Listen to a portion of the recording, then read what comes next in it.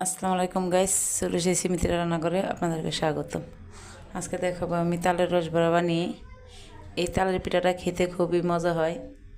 তালের বড়াটা চাইলে আপনারা এই সুদাও খাইতে পারেন, আবার দুধ দিয়েও খেতে পারেন। তালের বড়াটা বানাইতে আমি প্রথমে নিয়ে নিয়েছি 2 কাপ চালের আটা।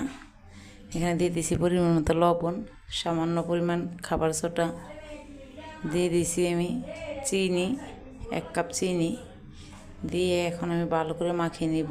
এখানে আমি 1 পোড়া পানিও ব্যবহার করিনি, ওই তালটার পানিটাই আমার হয়ে গেছে। এখন আমি ভালো করে ডোটা তৈরি করে নিয়েছি। এখন আমি হাই হিটে তেলটা আগে গরম করে রেখেছি। এখানে এখন ছোটো ছোটো করে বড়াগুলো ভেজে নিব। এভাবে উল্টে পাল্টে সুন্দর করে বড়াগুলো আমি ভেজে নিব। ভিডিওটা যদি ভালো লাগে লাইক কমেন্ট শেয়ার করবেন, একটা সাবস্ক্রাইব করে দিবেন। এবং গোল্ডেন কালার করে ভাজা হলে আমি এখন বড়াগুলো তুলে নিব। এটা চাইলে খালিও খেতে পারেন, এভাবে হুদা বড়াটা খেতে খুব মজা হয়। আবার দুধের শিরাটার মধ্যে দিয়ে খেলে আরও বেশি মজা হয়। অবশ্যই খেয়ে দেখবেন। এখন আমি তেল ধরিয়ে নামিয়ে রাখবো।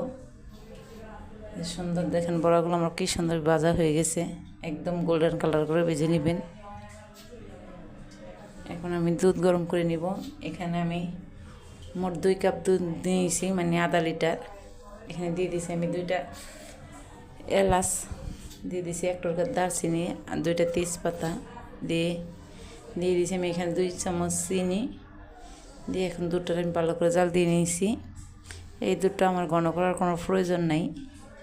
এখন বড়াগুলি দিয়ে আমি ভিজিয়ে রাখবো আধা ঘন্টার জন্য। দেখেন মশলা দেখতে কত সুস্বাদু, দেখতেও যেমন, এটা খেতেও যেমন, একদম কত সফট বড়াগুলো। দেখেন মশলা দেখতে কত সুন্দর।